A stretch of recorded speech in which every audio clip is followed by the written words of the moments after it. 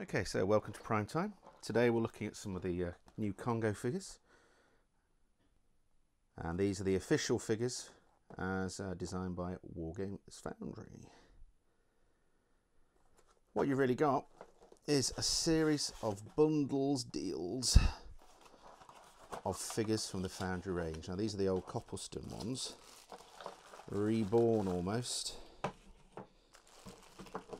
wearing new clothes but the same old high quality figures. What we've got here is the African Kingdoms collection. Now in the African Kingdoms collection you have a range of different figures ready to have, in this case, shields and spears attached to them. Some people may comment upon the fact that, well, this seems to be just a whole load of different African tribes put together.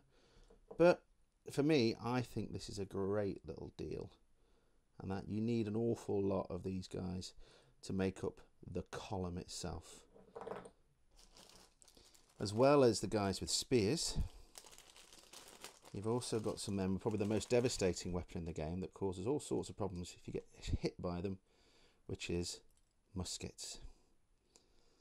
The musketeers, as they're now obviously dubbed, are really important in the game, and they will cause stress tokens by shooting, because in Africa at this time, a little bit of history for you, the idea of a musket caused all sorts of worries. The noise and the impact of a musket was sometimes more important than actually hitting somebody with it.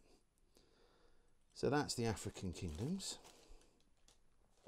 So if we go on to the next one, what is known as the White Men Expedition.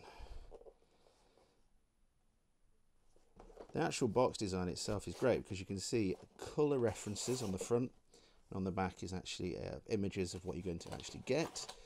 But in this case, what we have is a little bit step up from the African Kingdoms. First and foremost, you have a whole load of different miniatures representing the different characters. This particular pack, if we just open it up, represents the adventurers, a very fine lady with a pistol, figure that could be used as your explorer or just another adventurer. My favourite, and the one I actually have for my force as my explorer, with a nice lever action rifle. A very fine Belgian gentleman, or retired Belgian officer, again with a pistol. And then just an extra figure that you could use as a basic Ascari, or perhaps the leader if, in the event of the explorer dying, you need a new one. Obviously this is a very different setup because you've got lots of guys with muskets. In this case, some figures that would do nicely as Ascari, or with the classic muskets of the era left over from other people's wars. But you've also got some slightly better dressed chaps that could do well as soldiers or Ascari. Next one is more Africans, in this case the forest tribes. And again, you've got a different set of figures. And again, you've got the image on the back. But as you can see from that image, there's something a bit different with this one. Most of the warriors in this particular box set actually have spears, but there's a number of bowmen as well. And probably the most important thing in the game for the forest tribes is this chap, the Witch Doctor. Those that have been playing the game know that you can actually get use a Witch Doctor and his powers within the context of the game. That's available to all the African tribes, but in particular the forest tribe set comes with one built in. Also got quite a nice leader, and your basic spearmen.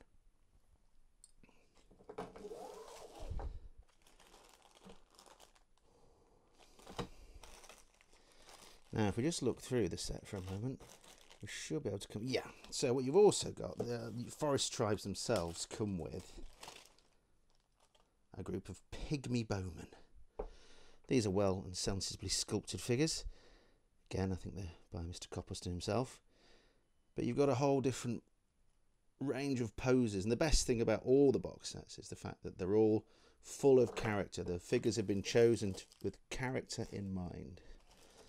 You've got the Sultanate of Zanzibar. Now, as we know, Zanzibarians were famous at this time for taking and selling slaves. So this set could be, I suppose, slightly controversial. However, it's just reflecting the historical reality at the time. And what we've got as well are a mix of Zanzibaris themselves. So here we have chaps that would be the Zanzibaris, more or less the soldiers of the group, with quite modern rifles. In this case, another lever action. Shotgun. Whoop. And then the actual Zanzibari leader himself, if you want to choose that option, to use that figure. And obviously, as we now know, in the case of the other tribes in Africa, some tribes were quite happy to help the Zanzibaris to capture slaves from other tribes. So you also get a range of African figures and some nice Zanzibari swordsmen, which, to be honest, I've not actually seen properly until now. So let's take a look at those. So you've got some cracking, characterful figures again in this set. All with a touch of the arabesque about them. So there's your 4 main columns from the first rule book. The ones that we're all using at the minute. But this is a bonus for us, really. What you've got here is, in the course of the game, you are called upon with the different scenarios and the adventures to go into action against a range of different creatures, or you can add particular things like bearers, and you have to have hostages, etc.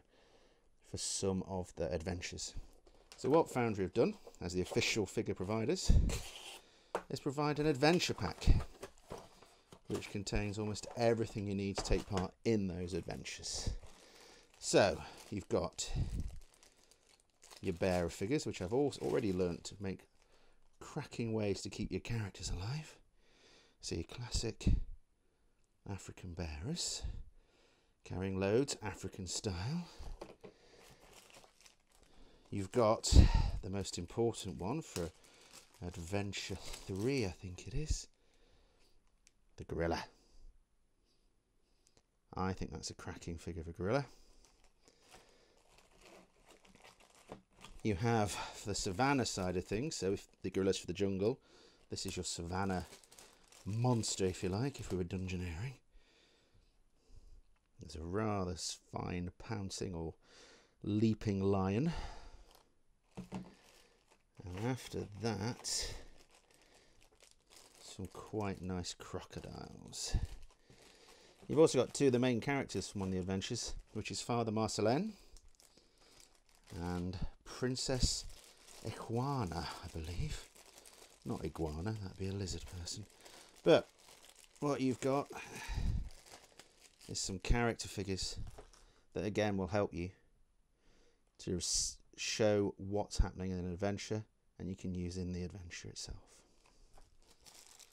So that's a whole bunch of figures from Wargames Foundry, all packaged for you, that match completely what the adventures are all about.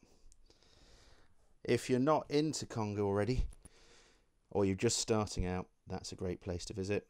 Go along to the Foundry website and take a look.